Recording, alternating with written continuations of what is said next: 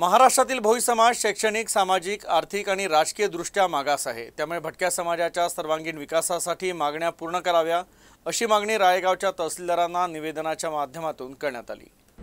शिक्षणात सवलती नाही आणि जगण्यासाठी स्थिर साधन नसल्यामुळे भोई समाज सातत्यानं भटकंती करत असतो। यामुळे 90% भोई समाज हा अविकसित आहे। यामुळे भोई समाजाच्या विकासासाठी संबंधित मागण्यांची पूर्तता करावी अशा मागणीचं निवेदन भोई समाजातर्फे तहसीलदारांना सादर करण्यात आलं। भोई भटके विमुक्तांसाठी तिसरी सूची तयार करून SC STच्या धर्तीवर योजना लागू कराव्या। पेसा कायद्याअंतर्गत ग्रामपंचायतीला मिळालेल्या तलावावर मासेमारी करण्याचा पहिला अधिकार मिळावा। समाजाला सरसकट घरकुल मिळावं। भोई भटके विमुक्त समाजाला क्रीमी लेअरची अट रद्द करावी। याशिवाय इतरही मागण्या यावेळी करण्यात आल्या आहेत। आमच्या भोई समाजाच्या मागण्या आहे भोई भटके विमुक्तांसाठी तिसरी सूची तयार करून SC STच्या धर्तीवर योजना लागू कराव्या।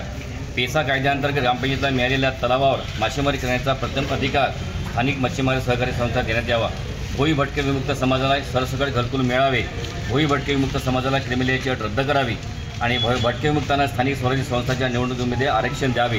तसेच या ठिकाणची स्थानिक मागणी म्हणजे अशी की झाडगाव तसेच राळगाव येथील पूरग्रस्त भोई समाज वस्तीसाठी नियोजित मंजूर लेआउटचे काम त्वरित चालू करावे आणि भोई समाजाला सरसकट घरकुल देण्यात यावे।